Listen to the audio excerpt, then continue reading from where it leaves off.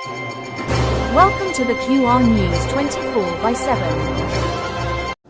కులీ కుతుబ్ షా గారు పునాది వేస్తే ఆ తర్వాత విస్తరించే క్రమంలో హైదరాబాద్ విస్తరిస్తూ మరి జంట నగరాలుగా అటు సికింద్రాబాద్ ఇటు హైదరాబాద్గా మరి జోడెద్దుల మాదిరిగా ఒకదాన్ని ఇంకోదాన్ని విరదీయలేకుండా అట్లా అభివృద్ధిలో కానీ అల్టిమేట్గా విస్తరణలో కానీ రెండు నగరాలు భారతదేశంలో అదేవిధంగా ప్రపంచవ్యాప్తంగా కూడా ఇంగ్లీష్లో ట్విన్ సిటీస్ అని అలాగే తెలుగులో జంట నగరాల పేరుతో అందరికీ కూడా ఈ ప్రాంతం గురించి తెలిసిన వాళ్ళందరికీ కూడా సుపరిచితమైన నగరాలు హైదరాబాద్, సికింద్రాబాద్.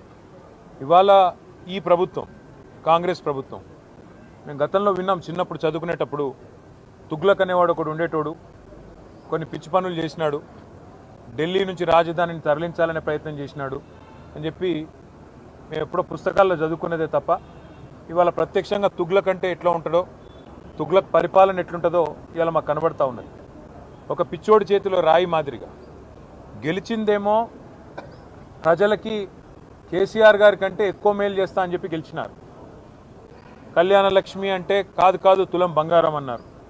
10,000 రైతు బంధు అంటే కాదు 15,000 ఇస్తామన్నారు. ఒక ముసలమ్మకు మాత్రమే పెన్షన్ ఏంది, ఇద్దరికి ఇవ్వాల పెన్షన్, అది కూడా 2,000 కాదు 4,000 ఇస్తామన్నారు. ఇవన్నీ కూడా 100 రోజుల్లోనే చేస్తాము, 6 గ్యారంటీలు, 420 హామీలు అని అడ్డగోలు అబద్ధాలు చెప్పి అధికారంలోకి వచ్చారు. మరి అధికారంలోకి వచ్చిన తర్వాత 6 గ్యారంటీలు అటకెక్కించినారు. 420 హామీలు మరి ఏ మూలకు పోయినాయో తెలియదు. కానీ ఇవాళ చేస్తున్నది ఏంది, మొట్టమొదటి పని టీఎస్ను టీజీ అన్నారు, అది జరిగింది. దానివల్ల ఏ జీవితం మారిందో, ఎవరికి ఆనందం కలిగిందో, ఏ పేదవాడికి లాభం కలిగిందో ఇప్పటివరకు తెలియదు. తెలంగాణ తల్లిని తీసేసి కాంగ్రెస్ తల్లిని తీసుకొచ్చి పెట్టినారు. అట్లాగే ఆ తల్లి చేతుల్లో తెలంగాణకు ప్రతీకగా ఉండే బతుకమ్మను తీసి పక్కన వారేసినారు. అసలు తెలంగాణ అస్తిత్వానికే దెబ్బకొట్టే విధంగా మరి ఆ తల్లి రూపునే మార్చి ఇవాళ ఒక దివాలా తీసిన కళావిహీనంగా ఉన్న కాంగ్రెస్ తల్లిని మన మీద రుద్దే ప్రయత్నం బలవంతంగా ఒకవైపు. ఇంకా విచిత్రం, రాచరిక పోకడలు అంటాడు. ఏమనంటే హైదరాబాద్కి నిషాన్ చార్మినార్, ఆ చార్మినార్ని తీసేస్తా అంటాడు. ఏది, మన తెలంగాణ రాజముద్రం నుండి.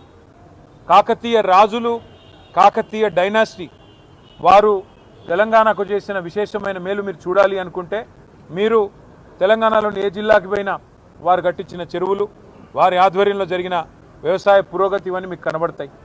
అట్లాంటి కాకతీయుల కళా ప్రభావానికి, కాకతీయ గొప్పతనానికి వెలుగుగా ఉన్న, వరంగల్కు చిహ్నంగా మారుపేరుగా ఉన్న కాకతీయ కళాతోరణాన్ని తీసేస్తారు.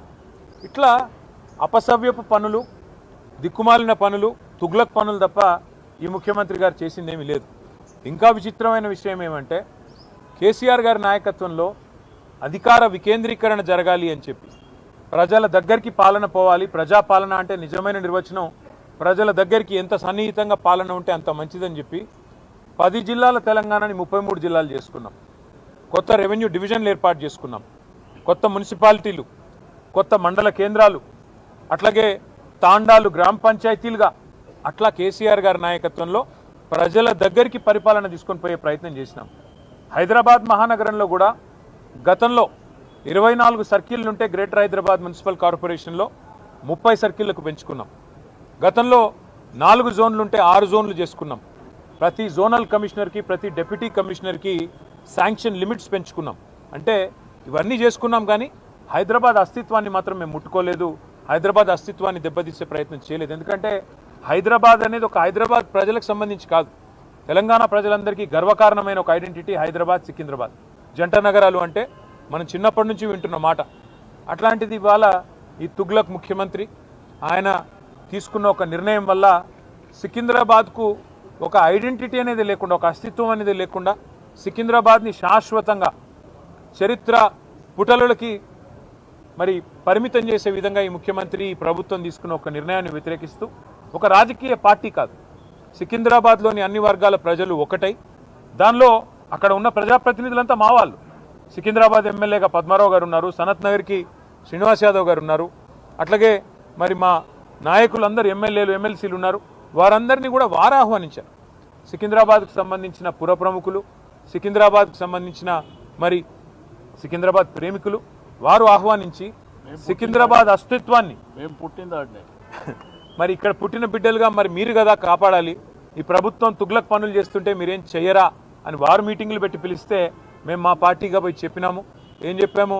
ఈ జంట నగరాలు జోడెద్దులు, ఈ జంట నగరాలకు స్పెషల్ ఐడెంటిటీ ఉన్నది. లష్కర్ అంటారు, పట్నం అంటారు. ఇట్లాంటి అస్తిత్వాన్ని దెబ్బతీయకండి, అనవసరంగా తుగ్లక్ పనులు చేయకండి. మీకు అధికారం ఇచ్చింది 6 గ్యారంటీలు అమలు చేయమని, మీకు అధికారం ఇచ్చింది 420 హామీలు ఏవైతే మీరు చెప్పారో అమలు చేయమని, మీకు అధికారం ఇచ్చింది బీసీలకు 1,00,000 కోట్లు పెడతామని మీరు చెప్తే దాన్ని నమ్మించినారు. మీకు అధికారం ఇచ్చింది ఎస్సీలకు ఎస్టీలకు కేసీఆర్ గారు 10 లక్షలు ఇస్తున్నాడు దళిత బంధు, నేను 12 లక్షలు ఇస్తానంటే నమ్మి మీకు ఇచ్చారు. మరి 2 ఏళ్ళు అయింది. హైదరాబాదు సికింద్రాబాదు ఈ జంట నగరాల్లో ఒక ఇల్లు కట్టినావా? కనీసం ఒక ఇటుక పెట్టినావా? ఈ 2 ఏళ్లలో ఒక్క ఇల్లు కనీసం 2 ఏళ్ళు అయిపోయింది, చేయలేదు, మంజూరు చేయలేదు. ఒక్క కొత్త రోడ్ వేసినావా? ఒక్క కొత్త ఫ్లైఓవర్ కట్టినావా? ఏదీ లేదు. ఉన్నవి కూలగొట్టుడు తప్ప కట్టిందైతే ఏం లేదు. ఆ కూలగొట్టే క్రమంలో విధ్వంసం మాత్రమే తెలిసిన ఈ ముఖ్యమంత్రి ఇవాళ సికింద్రాబాద్ అనే పదాన్నే లేకుండా విధ్వంసం చేసే ఆలోచన చేస్తుంటే దాన్ని ప్రతిఘటిస్తూ ఇవాళ సికింద్రాబాద్ పెద్దలందరూ కలిసి ఒక శాంతి ర్యాలీ అని పెట్టుకున్నారు. దానికి మమ్మల్ని అందరినీ ఆహ్వానిస్తే ఇవాళ ఉదయం అందరం తెలంగాణ భవన్లో సమావేశం అవుదాం, ఇక్కడ సమావేశమై మన గౌరవ ప్రజాప్రతినిధులందరం కూడా కలిసికట్టుగా పోదాం, సంఘీభావం చెప్దామని చెప్పి మేమందరం ఇక్కడ చేరుకున్న తర్వాత మాకు తెలిసింది శ్రీనివాస్ యాదవ్ గారిని హౌస్ అరెస్ట్ చేసే ప్రయత్నం చేస్తున్నారు, పద్మారావు గారిని హౌస్ అరెస్ట్ చేసినారు, మిగతా మన కార్పొరేటర్లని మిగతా మా నాయకులని దాదాపు 8,000 మంది మా సోదరులని సోదరిమణులని ఎక్కడి వాళ్ళని అక్కడ అరెస్టులు చేస్తూ ఉన్నారని చెప్పి ఇక్కడికి వచ్చిన తర్వాత తెలిసింది. అందుకే నేను ఈ తుగ్లక్ ముఖ్యమంత్రి గారికి చెప్పేది ఒకటే, మీ అధికారం అపరిమితమని మీరు అనుకుంటున్నారు.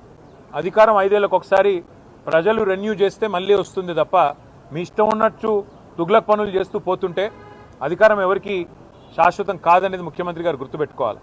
ఇంకొక మాట కూడా ముఖ్యమంత్రి గారికి నేను చెప్పేది, మీరు మీ కాంగ్రెస్ పార్టీ శాశ్వతంగా మరి ద్రోహులుగా చరిత్రలో మిగిలిపోతారు.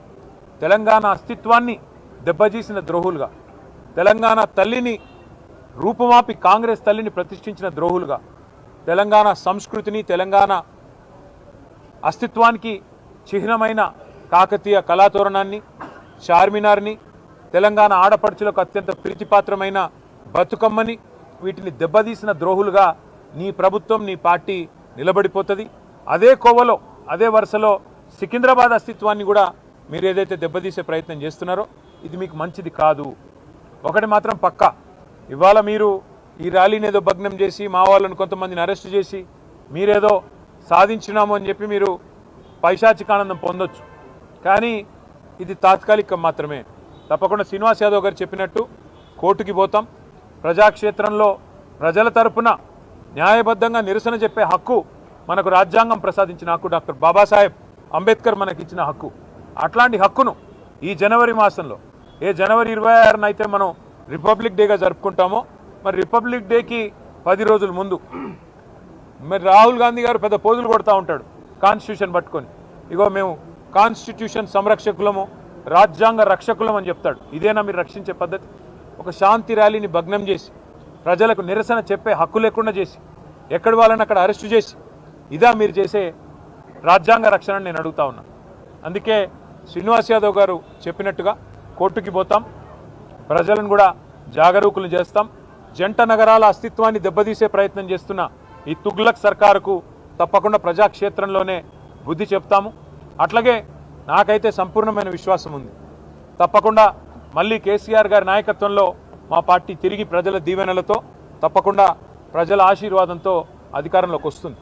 గతంలో మేము రాజశేఖర రెడ్డి గారి ప్రభుత్వం ఎంసీహెచ్ను జిహెచ్ఎంసీ చేస్తే మేమేం వ్యతిరేకించలేదు. ఎందుకంటే హైదరాబాద్ అస్తిత్వాన్ని ఆయన ముట్టుకోలేదు. కానీ ఇవాళ ఈ ముఖ్యమంత్రి హైదరాబాద్ అస్తిత్వాన్ని దెబ్బతీసి జంట నగరాలుగా కాకుండా ఏదో 4th సిటీ అంట, ఫ్యూచర్ సిటీ అంట. ఫ్యూచరే లేని ముఖ్యమంత్రి ఫ్యూచర్ సిటీ కడతానంటే ఎవరు నమ్ముతాడు? ఎవరు దాన్ని విశ్వసిస్తారు? అందుకే మేము చెప్పేది ఒకటే, మళ్ళీ మా ప్రభుత్వం అధికారంలో ఖచ్చితంగా వస్తుంది. గతంలో 33 జిల్లాలు ఏర్పాటు చేసింది కేసీఆర్ గారి ప్రభుత్వం. 10 జిల్లాలు ఉన్న తెలంగాణని 33 జిల్లాలు చేసింది కేసీఆర్ ప్రభుత్వం. ఒకవేళ సికింద్రాబాద్ ప్రజల మనోభిష్టమే అయితే, సికింద్రాబాద్ ప్రజల మనోభిష్టం సికింద్రాబాద్ జిల్లా కావాలన్నదే ఉంటే తప్పకుండా మరొక జిల్లాగా సికింద్రాబాద్ని కూడా ఏర్పాటు చేసే దిశగా మా ప్రభుత్వం వచ్చిన తర్వాత ఆలోచన చేస్తాం. ఈ ముఖ్యమంత్రి గారు ఉన్న జిల్లాలు తీసేస్తా అంటున్నాడు. ఆయన కోపం ఏందో ఆయన బాధ ఏందో మాకైతే అర్థం కావట్లేదు. ఎవడైనా తెలివైన ముఖ్యమంత్రి 2016లో జిల్లాలు ఏర్పడితే 10 ఏళ్ల తర్వాత జిల్లాలు సెటిల్ అయ్యి కలెక్టర్లు కూర్చొని ప్రజలు అలవాటు పడి ప్రజలు కరీంనగర్ పోయే వాళ్ళు సిరిసిల్లలోనే పని చేసుకుంటుంటే మహబూబ్ నగర్ పోయే వాళ్ళు గద్వాలలోనే కలెక్టర్ గారిని కలుస్తుంటే నీకొచ్చిన నొప్పి ఏంది నేను అడుగుతా ఉన్నా. 33 జిల్లాల్లో 33 కలెక్టరేట్లు కట్టుకున్నాం. ఒక్కో కలెక్టరేట్ మీ మంత్రి కోమటిరెడ్డి వెంకటరెడ్డి చెప్పిండు, మేము చెప్పడం కాదు. ఇలాంటి కలెక్టరేటు ఏదైతే ఇక్కడ ఉన్నదో భువనగిరి కలెక్టరేట్ చూసినాక కోమటిరెడ్డి వెంకటరెడ్డి ఆనాడు ఎంపీగా చెప్పినాడు కొన్ని రాష్ట్రాల్లో సెక్రటేరియట్లు కూడా ఉండే ఇట్లా అని చెప్పినాడు. గంత అద్భుతంగా సెక్రటేరియట్ కంటే కూడా తలదన్నే విధంగా కలెక్టరేట్లు కట్టి ప్రజల దగ్గరికి పాలన తెచ్చి ప్రజల మనోభావాలను గౌరవిస్తే ఈ ముఖ్యమంత్రికి వచ్చిన ఇబ్బంది ఏంది, ఈ ప్రభుత్వానికి వచ్చిన ఇబ్బంది ఏందని మేము అడుగుతా ఉన్నాం. అట్లాగే అవసరమైతే సికింద్రాబాద్ని జిల్లా చేసే దిశగా ఆలోచన చేయాలి కానీ సికింద్రాబాద్ ప్రజల మనోభావాల్ని గౌరవించే దిశగా ఆలోచన చేయాలి కానీ ఈ రకంగా జంట నగరాలని వాటి అస్తిత్వాన్ని చావుదెబ్బ కొట్టే విధంగా ఫ్యూచర్ సిటీ పేరిట 4th సిటీ పేరిట పనికిమాలిన తుగ్లక్ పనులు చేయకుండా మరి ప్రజల మనోభావాల్ని గౌరవించే దిశగా పోవాలని అట్లాగే తప్పకుండా న్యాయస్థానానికి పోతాం. శాంతి ర్యాలీ ఇవాళ నిజానికి కొన్ని వేల మంది అనుకున్నాం, కానీ కోర్టు పర్మిషన్ ఇస్తే ఎంత బ్రహ్మాండంగా చేయాలో అంతకంటే గొప్పగా చేసి చూపెడతామని చెప్పి కూడా తెలియజేస్తూ సికింద్రాబాద్ ప్రజలకి మేము చెప్తా ఉన్నాం, ఈ తుగ్లక్ ముఖ్యమంత్రి ఒకవేళ తుగ్లక్ పనులు చేసినా దాన్ని తిరిగి మార్చి మీ మనోభావాల్ని గౌరవించే బాధ్యత బీఆర్ఎస్ తీసుకుంటుంది. మీరు తప్పకుండా కేసీఆర్ గారి నాయకత్వంలో మీ మనోభావాల్ని వారికి కూడా నివేదించి తప్పకుండా మీ ఆలోచనని గౌరవించే విధంగా ముందుకు పోతామని చెప్పి తెలియజేస్తూ ఈరోజు మరి అరెస్ట్ అయిన వారందరినీ కూడా బేషరతుగా, ఎందుకంటే మేము మరి వారికి అనవసరంగా ఇన్కన్వీనియన్స్ కాజ్ చేయాలని మేము కూడా అనుకోవట్లేదు, అరెస్ట్ అయిన వారిని బేషరతుగా విడుదల చేయాలని చెప్పి కూడా మేము పోలీస్ వారికి కూడా డిమాండ్ చేస్తూ మరి ఇట్లాంటి తుగ్లక్ పనులు మానుకోవాలని ముఖ్యమంత్రి రేవంత్ రెడ్డి గారిని కూడా మరొకసారి హెచ్చరిస్తూ మీ అందరికి కూడా మీడియాకు కూడా థ్యాంక్ యూ. పోరాడుదాం సికింద్రాబాద్ అస్తిత్వ పరిరక్షణ కోసం, పోరాడుదాం సికింద్రాబాద్ అస్తిత్వ పరిరక్షణ కోసం. Thank you.